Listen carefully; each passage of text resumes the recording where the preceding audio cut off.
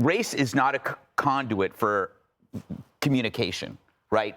You see, that song is actually communication, right? And communicating to white people, black people, Hispanics, Asians. So what you find out, and what we have to understand, is that we are individuals. We do not think or communicate as groups. We are individuals when we communicate to other people, and that means individuals within separate groups can have as much in common or even more in common with individuals in other groups. A white guy can have more in common with the black guy, right? That's what this is really about. So when you look at that, this is like, to me, it's sad because it tells me what we could have had for the longest time if we didn't have this grotesque, monstrous thing called the media. There are all these major themes in life, and pigment doesn't change our shared aspirations for these themes. Fortunately, the media does. Yeah. Jess, why do you think that these media representatives that Greg talks about, why can't they embrace this song? What is negative in this song? Well, in particular, this line jumped out at me, and I didn't read anything about it first.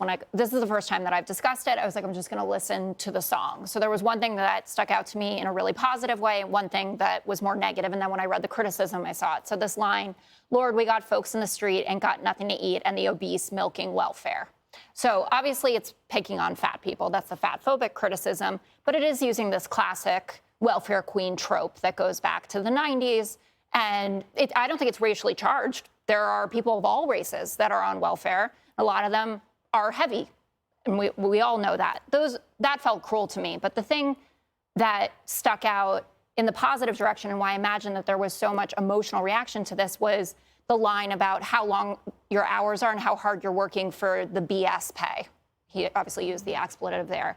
And it made me think back to the time when we had Bernie Sanders and Donald Trump talking about the same things in the 2016 primary. And they were tapping into this economic populism argument that was really resonating with far lefties and people on the right side of the spectrum. And it was this idea that the deck is permanently stacked against you. It doesn't matter what you do. You can work 24 hours a day, but your check will always be garbage.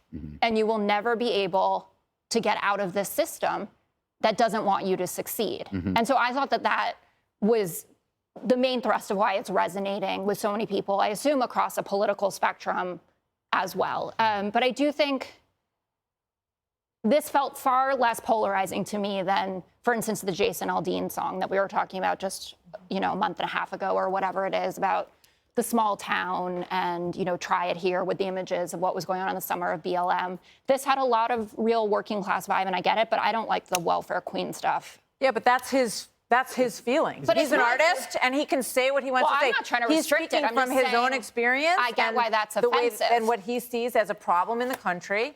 Obviously, a lot of people, relate to what he's seeing.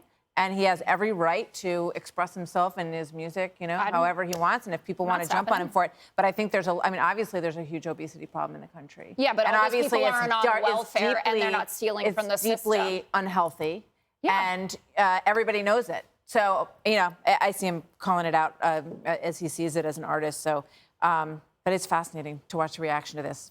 One song can get so many people talking and thinking.